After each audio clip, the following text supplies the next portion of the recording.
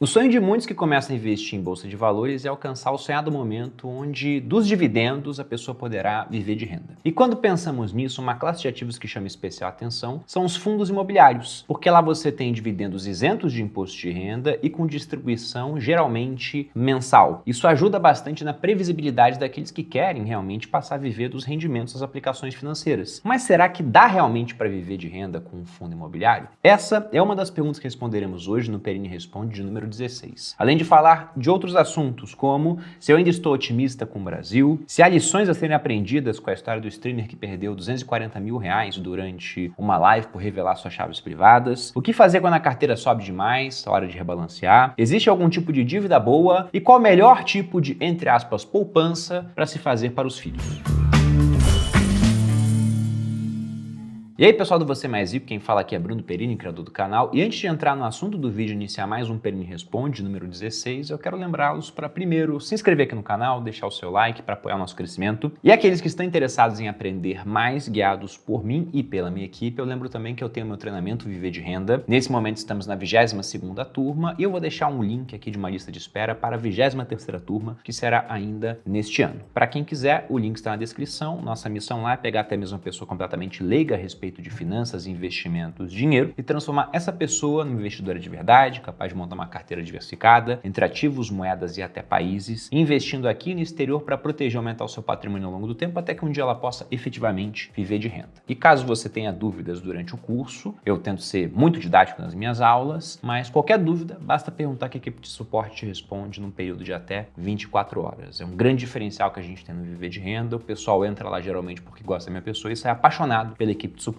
E se tem dúvida, pergunte a um aluno. Para quem quiser, link na descrição. Começando agora com a pergunta do Sérgio. Ele me indaga: dá realmente para viver com a renda dos fundos imobiliários para o resto da vida, sem se preocupar com, abre aspas, surpresas, fecha aspas, econômicas? Bom, vamos começar pelo início, né? Você tem muitas vantagens a investir em imóveis via fundos imobiliários em comparação com o investimento tradicional. Primeiro que geralmente um imóvel é muito caro, tanto que várias pessoas fazem um investimento em imóveis alavancado, ou seja, pegam um dinheiro emprestado via um financiamento para investir todo o patrimônio que elas têm e até mais, porque pegaram dinheiro emprestado, em um único imóvel, se for colocar para alugar, estando sujeito a um único inquilino e às vezes esse imóvel ele pode não valorizar tanto assim, pode ter um problema estrutural. Então eu interpreto que é correr risco demais. Com um fundo imobiliário você consegue, de maneira muito prática, através de um investimento inicial baixo, com algumas dezenas de reais você já compra uma cota de fundo imobiliário, diversificar entre vários imóveis, inclusive em nichos que a pessoa física não teria fácil acesso se não fosse fundo imobiliário. Afinal de contas, quem você conhece que é dono de um shopping, ou de hotéis, ou que está emprestando dinheiro para agronegócio, os fiagros, ou emprestando dinheiro para o segmento imobiliário, os FIIs de papel, ou tem um escritório na Faria Lima, um prédio inteiro, alguns andares, ou em outras localizações nobres de São Paulo e outras cidades importantes aqui no Brasil, ou ainda possui galpões logísticos alugados para a Amazon e outras grandes empresas. Então tudo isso você consegue via fundo imobiliário. Além do ponto de que você vai ter muita liquidez nesse investimento, bem diferente do investimento tradicional em imóveis, você conta com uma equipe de especialistas para gerenciar os fundos e, além disso, você ainda tem um outro ponto muito importante, que é a questão do benefício fiscal. Então veja que eu coloquei 7 vantagens aqui para vocês. E agora sobre viver de renda com ele. Você pode viver de renda de uma série de ativos, né? Inclusive pegando um imóvel para alugar. Só que lá você vai pagar um imposto de renda muito alto. No fundo imobiliário é diferente. Você tem ganhos de duas formas diferentes. Através da valorização da cota, ou seja, ganho de capital, você comprou por 100 e vende por 150 após um tempo. E nisso você vai ter incidência de imposto de renda de 20%, mas lembra que você pode usar compensação de prejuízo para pagar imposto zero. E você tem a parte dos dividendos isentos, que por legislação, o fundo imobiliário é obrigado a distribuir 95% do seu resultado no semestre. Ou seja, ele pode ficar sem distribuir e distribuir uma vez só. Mas a maioria, até porque o investidor de fundos imobiliários aprecia isso, distribui mensalmente, praticamente no mesmo dia. O que muda é dia 15. Aí dia 15 vai cair no fim de semana, vai mudar para o outro dia útil. Mas realmente funciona quase como um reloginho. Tanto que a porta de entrada para a renda variável, na minha opinião, é fundo imobiliário. É você entrar na piscina onde não dá pé, mas usando o boia de braço. A minha avó, por exemplo, eu introduzi nesse mundo a renda variável através de fundos imobiliários e está super satisfeita. E nesse caso, como é que você faria a conta para viver de renda? Bom, isso vai depender de duas variáveis para que você possa chegar no montante necessário. Uma delas é o yield que você vai ter sobre a sua carteira de fundos imobiliários. Lembrando que aqui no canal eu tenho lá o quadro Viver de FIIs. Se eu pego o yield da minha carteira para servir de exemplo, ele está em 0,89 nesse último mês. Aqui eu estou falando do yield on cost, né? Aquilo que eu ganho de dividendos menos comparado com o preço que eu paguei. E o outro ponto é o seu custo de vida. E aí digamos que ele seja de R$ 5.000 por mês. Para alguns vai parecer muito dinheiro, para outros, principalmente quem mora em cidades grandes, vai falar, cara, não dá para viver com isso. Mas é apenas um exemplo que você pode fazer a conta no proporcional. Caso você quisesse 5.000 mensais de dividendos com um yield de 0,89, basta fazer a conta. Dividindo os 5.000 por 0,89%,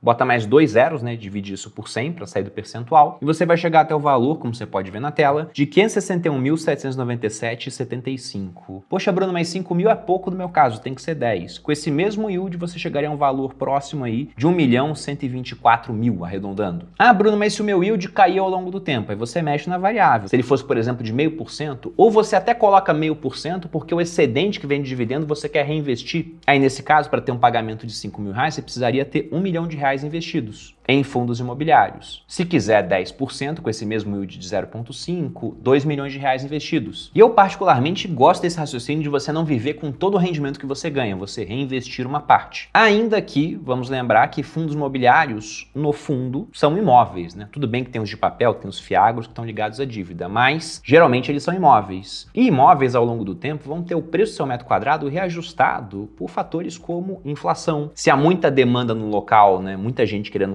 construir lá e tem pouco terreno, inclusive com reajustes acima da inflação. E geralmente fundos imobiliários são imóveis muito bem localizados, pelo menos aqueles fundos melhores, né, que nós temos lá no IFIX, nosso índice de fundos imobiliários, de modo que, teoricamente, se você for ver na prática não foi o que aconteceu, mas em longo prazo é o que deve acontecer, teoricamente você teria a cota subindo ao longo do tempo pelo ajuste da inflação, de modo que no futuro você poderia vender com um ganho de capital, ainda que talvez não seja um baita ganho de capital se você descontar a inflação, e poderia viver dos rendimentos. Mas eu particularmente prefiro esse raciocínio de você continuar reinvestindo ao longo do tempo. Eu, por exemplo, não quero viver de renda baseado apenas em uma única classe de ativos. Eu acho que isso é uma estratégia meio frágil, porque entre as 7 vantagens que eu coloquei, a última delas, que é muito relevante, é o benefício fiscal de fundos imobiliários. E pode ser que esse benefício um dia acabe? Olha, sim. É fácil de acabar com ele? Não, não é, porque é uma indústria muito importante para o Brasil, a parte de construção civil, o segmento imobiliário gera muito emprego, há muito lobby por trás. Então não acho que é algo trivial. Mas se uma pessoa se preparou para viver apenas com base numa classe de ativos, ela pode ter uma surpresa, né? Como foi colocado inclusive na pergunta. Por isso eu sempre penso numa carteira diversificada entre ativos, moedas e países. E aí, com o raciocínio de uma carteira, eu sempre faço a seguinte conta, que se eu conseguir um rendimento de IPCA mais 0,5%,